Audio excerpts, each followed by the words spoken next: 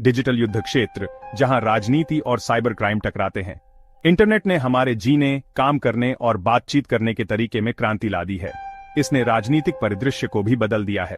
राजनीतिक अभियान अब सोशल मीडिया पर बहुत अधिक निर्भर करते हैं। सरकारें नागरिकों से संवाद करने के लिए ऑनलाइन प्लेटफॉर्म का उपयोग करती हैं। अंतर्राष्ट्रीय संबंध तेजी से डिजिटल क्षेत्र में संचालित हो रहे हैं। इस डिजिटल परिवर्तन ने राजनीतिक जुड़ाव के नए अवसर पैदा किए हैं। हालांकि इसने साइबर क्राइम के लिए नई कमजोरियां भी खोल दी हैं। साइबर अपराधी और राज्य प्रायोजित तत्व इन कमजोरियों का फायदा उठा रहे हैं। उनका उद्देश्य राजनीतिक प्रक्रियाओं में हेरफेर करना और सरकारों को अस्थिर करना है। चुनावों, राजनीतिक दलों और सरकारी संस्थानों को निशाना बनाने वाले साइबर हमले बढ़ रहे हैं। ये हमले लोकतंत्र और राष्ट्रीय सुरक्षा की नींव को ही खतरे में डालते हैं। इंटरनेट की आपस में जुड़ी प्रकृति का मतलब है कि साइबर हमले दुनिया में कहीं से भी हो सकते हैं। विशिष्ट कारकों के लिए उन्हें विशेषता देना मुश्किल हो सकता है। यह कानून प्रवर्तन और खुफिया एजेंसियों के लिए महत्वपूर्ण चुनौतियां पेश करता है। जैसे जैसे तकनीक आगे बढ़ती है, वैसे वैसे साइबर अपराधियों के उपकरण और रणनीति भी आगे बढ़ती है। ये सरकारों, संगठनों और व्यक्तियों के लिए साइबर सुरक्षा में आगे रहने के लिए महत्वपूर्ण बनाता है। पसंद के हथियार, हैकिंग, दुष्प्रचार और हेरफेर। साइबर अपराधी राजनीतिक व्यवस्थाओं को निशाना बनाने के लिए कई तरह के हथकंडे अपनाते हैं। हैकिंग सबसे आम तरीकों में से एक है। हैकर्स कंप्यूटर सिस्टम और नेटवर्क तक अनधिकृत पहुंच प्राप्त कर सकते हैं। यह उन्हें संवेदनशील डेटा चोरी करने, संचालन को बाधित करने और यहां तक कि जानकारी को बदलने की अनुमति देता है। चुनावों के संदर्भ में मतदाता पंजीकरण डेटाबेस, वोटिंग मशीन और चुनाव बुनियादी ढांचे को लक्षित करने के लिए हैकिंग का उपयोग किया जा सकता है। दुष्प्रचार अभियान एक और शक्तिशाली हथियार है। ये अभियान जनता की राय को प्रभावित करने और कलह बोने के लिए झूठी या भ्रामक जानकारी फैलाते हैं। सोशल मीडिया प्लेटफॉर्म दुष्प्रचार के लिए प्रजनन स्थल बन गए हैं। वे दुर्भावनापूर्ण तत्वों को प्रचार फैलाने और आसानी से सार्वजनिक प्रवचन में हेरफेर करने की अनुमति देते हैं। साइबर अपराधी ऑनलाइन हेरफेर में भी संलग्न होते हैं। यह कई रूप ले सकता है, जिसमें कुछ संदेशों को बढ़ाने के लिए बॉट्स का उपयोग, प्रचार फैलाने के लिए नकली सोशल मीडिया अकाउंट बनाना और मतदाताओं में हेरफेर करने के लिए लक्षित विज्ञापन का उपयोग शामिल है। इन युक्तियों का राजनीतिक विमर्श पर महत्वपूर्ण प्रभाव पड़ सकता है। वे लोकतांत्रिक संस्थाओं में विश्वास को कम आंक सकते हैं।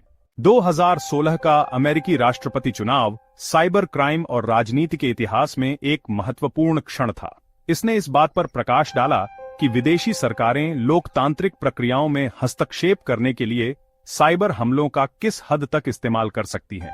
अमेरिकी खुफिया समुदाय ने निष्कर्ष निकाला कि रूसी सरकार ने हिलेरी क्लिंटन पर डोनाल्ड ट्रंप का पक्ष लेने के लिए ठोस प्रयास में चुनाव में हस्तक्षेप किया।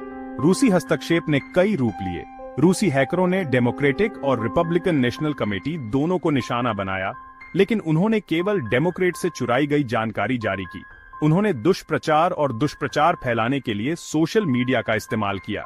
वे मतदाता दमन के प्रयासों में भी लगे रहे। रूसी हस्तक्षेप के प्रभाव पर अभी भी बहस हो रही है। हालांकि इसमें कोई संदेह नहीं है कि चुनाव पर इसका महत्वपूर्ण प्रभाव पड़ा। 2016 का चुनाव संयुक्त राज्य अमेरिका और दुनिया भर के अन्य लोकतंत्रों के लिए एक चेतावनी के रूप में कार्य करता है। इसने चुनावों को विदेशी हस्तक्षेप से बचाने के लिए अधिक से अधिक साइबर सुरक्षा उपायों की आवश्यकता पर प्रकाश डाला। इसने दुष्प्रचार का मुकाबला करने के लिए मीडिया साक्षरता और आलोचनात्मक सोच कौशल के महत्व को भी रेखांकित किया। चुनावों से परे सरकारों और वित्तीय प्रणालियों पर साइबर हमले। राजनीतिक व्यवस्थाओं को निशाना बनाने वाले साइबर हमले चुनावों तक ही सीमित नहीं है। सरकारें और वित्तीय संस्थान भी अक्सर निशाने पर रहते हैं। राज्य प्रायोजित तत्व और साइबर अपराधी समूह इन हमलों को विभिन्न कारणों से शुरू करते हैं, जिनमें जासूसी, तोड़फोड़ और वित्तीय लाभ शामिल हैं। एक सामान्य प्रकार का हमला वितरित सेवा से वंचित या DDoS हमला है। DDoS हमले एक सर्वर को ट्रैफिक से भर देते हैं, जिससे यह वैध उपयोगकर्ताओं के लिए अनुपलब्ध हो जाता है।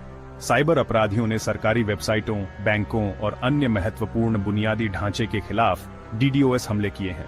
एक और आम युक्ति रैंसमवेयर है। रैंसमवेयर हमलों में पीड़ित की फाइलों को एन्क्रिप्ट करना और उनकी रिहाई के लिए फिरौती की मांग करना शामिल है। हाल के वर्षों में अस्पतालों, स्कूलों और स्थानीय सरकारों को निशाना बनाने वाले रैनसमवेयर हमलों में वृद्धि हुई है। इन हमलों का आवश्यक सेवाओं पर विनाशकारी प्रभाव पड़ सकता है। खंड 5। एस्टोनियाई साइबर हमले, घेराबंदी के तहत एक राष्ट्र। 2007 में एस्टोनिया साइबर हमलों की एक श्रृंखला का लक्ष्य था, जिसने इसकी सरकार, बैंकों और मीडिया आउटलेट्स को पंगु बना दिया। हमलों के लिए व्यापक रूप से रूस को जिम्मेदार ठहराया गया था, हालांकि रूसी सरकार ने किसी भी तरह की भागीदारी से इनकार किया था। एस्टोनिया द्वारा सोवियत युग के युद्ध स्मारक को स्थानांतरित करने के बाद हमले शुरू हुए। इसने एस्टोनिया और रूस में जातीय रूसियों के बीच आक्रोश फैला दिया। एस्टोनिया पर साइबर हमले अपने पैमाने और परिष्कार में अभूतपूर्व थे। उन्होंने साइबर युद्ध के लिए छोटे, तकनीकी रूप से उन्नत देशों की भी भेद्यता का प्रदर्शन किया। हमलों ने साइबर हमलों को विशेषता देने और प्रभावी ढंग से उनका जवाब देने में कठिनाई को भी उजागर किया। एस्टोनियाई साइबर हमले नाटो और यूरोपीय संघ के लिए एक वेकअप कॉल के रूप में कार्य करते हैं।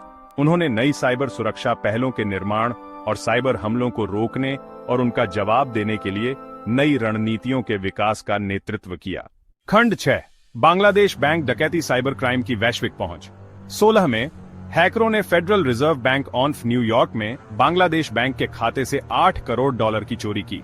हैकरों ने स्विफ्ट या society for world wide interbank financial telecommunication messaging system में कमजोरियों का फायदा उठाया। उन्होंने इसका इस्तेमाल फिलीपींस और श्रीलंका के खातों में फंड ट्रांसफर करने के लिए किया। बांग्लादेश बैंक डकैती इतिहास की सबसे बड़ी और सबसे दुस्साहसी साइबर डकैतियों में से एक थी। इसने साइबर अपराध के लिए वैश्विक वित्तीय प्रणाली की कमजोरियों को उजागर किया।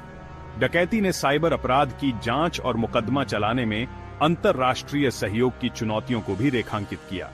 बांग्लादेश बैंक डकैती के दूरगामी परिणाम हुए। इसने स्विफ्ट प्रणाली की जांच बढ़ा दी और वित्तीय क्षेत्र में अधिक से अधिक साइबर सुरक्षा उपायों का आह्वान किया। इसने साइबर अपराध से निपटने में अधिक से अधिक अंतर्राष्ट्रीय सहयोग की आवश्यकता पर भी प्रकाश डाला। खंड 7। फाइटिंग बैक साइबर सुरक्षा उपाय और अंतर्राष्ट्रीय सहयोग। सरकारों, संगठनों और व्यक्तियों को साइबर हमलों से खुद को बचाने के लिए कदम उठाने चाहिए। इसमें मजबूत साइबर सुरक्षा उपायों को लागू करना शामिल है, जैसे कि फायरवॉल, घुसपैठ का पता लगाने वाले सिस्टम और बहुकारक प्रमाणीकरण। इसमें उपयोगकर्ताओं को साइबर सुरक्षा की सर्वोत्तम प्रथाओं के बारे में शिक्षित करना भी शामिल है, जैसे कि मजबूत पासवर्ड बनाना और फिशिंग घोटालों से सावधान रहना। साइबर अपराध से निपटने के लिए अंतर्राष्ट्रीय सहयोग जरूरी है। इसमें खतरों के बारे में जानकारी साझा करना, हमलों के प्रति प्रतिक्रियाओं का समन्वय करना और साइबर स्पेस के लिए अंतर्राष्ट्रीय मानदंड और मानक विकसित करना शामिल है। साइबर अपराध की चुनौतियों का समाधान करने के लिए कई अंतर्राष्ट्रीय संगठन काम कर रहे हैं। इनमें संयुक्त राष्ट्र, अंतर्राष्ट्रीय दूरसंचार संघ और यूरोप की परिषद शामिल हैं। सरकारें और निजी कंपनियां साइबर सुरक्षा में भारी निवेश कर रही हैं। वे साइबर अपराध के बढ़ते खतरे का मुकाबला करने के लिए नई तकनीकों और रणनीतियों का विकास कर रहे हैं। हालांकि साइबर अपराध के खिलाफ लड़ाई जारी है। जैसे जैसे तकनीक आगे बढ़ती है, वैसे वैसे साइबर अपराधियों के उपकरण और रणनीति भी आगे बढ़ती है। खंड 8। साइबर अपराध का भविष्य, एआई, डीप फेक और सतर्कता की आवश्यकता। साइबर अपराध का भविष्य उभरती प्रौद्योगिकियों जैसे आर्टिफिशियल इंटेलिजेंस और डीप फेक द्वारा आकार लेने की संभावना है। एआई का उपयोग हमलों को स्वचालित करने के लिए किया जा सकता है, जिससे उनका बचाव करना अधिक परिष्कृत और कठिन हो जाता है। डीप फेक यथार्थवादी दिखने वाले वीडियो या ऑडियो रिकॉर्डिंग हैं, जिन्हें कुछ ऐसा दिखाने के लिए हेरफेर किया गया है जो वास्तव में नहीं हुआ। डीपफेक का इस्तेमाल दुष्प्रचार फैलाने, जनता की राय में हेरफेर करने और यहां तक कि हिंसा भड़काने के लिए किया जा सकता है। जैसे जैसे साइबर अपराध और अधिक परिष्कृत होता जाता है, व्यक्तियों के लिए सतर्क रहना पहले से कहीं अधिक महत्वपूर्ण होगा। इसमें नवीनतम खतरों के बारे में पता होना, अच्छी साइबर स्वच्छता का अभ्यास करना और ऑनलाइन सामना की जाने वाली जानकारी के बारे में गंभीरता से सोचना शामिल है। साइबर अपराध के खिलाफ लड़ाई एक साझा जिम्मेदारी है। सभी के लिए एक सुरक्षित और अधिक सुरक्षित डिजिटल दुनिया बनाने के लिए सरकारों, संगठनों और व्यक्तियों को मिलकर काम करना चाहिए। खंड 9। डिजिटल युग में हमारी भूमिका, साक्षरता और कार्रवाई के माध्यम से लोकतंत्र की रक्षा करना। डिजिटल युग में हम सभी इंटरनेट के नागरिक हैं। ऑनलाइन स्थानों की अखंडता की रक्षा करना और यह सुनिश्चित करना हमारी जिम्मेदारी है कि उनका उपयोग लोकतंत्र को कमजोर करने के लिए न किया जाए। हम जिम्मेदार ऑनलाइन व्यवहार में शामिल होकर और साइबर अपराध से निपटने के प्रयासों का समर्थन करके ऐसा कर सकते हैं। डिजिटल साक्षरता आवश्यक है। इसमें ऑनलाइन जानकारी का आलोचनात्मक मूल्यांकन और साइबर खतरों से सुरक्षा शामिल है। हम सभी ऑनलाइन पाठ्यक्रम लेकर और कार्यशालाओं में भाग लेकर अपनी डिजिटल साक्षरता में सुधार कर सकते हैं। जिम्मेदार ऑनलाइन व्यवहार में शामिल होकर लोकतंत्र की रक्षा करें। इसमें जानकारी साझा करने से पहले पुष्टि करना और ऑनलाइन उत्पीड़न की रिपोर्ट करना शामिल है। जिम्मेदार डिजिटल नागरिक बनकर हम एक अधिक नागरिक और उत्पादक ऑनलाइन वातावरण बना सकते हैं।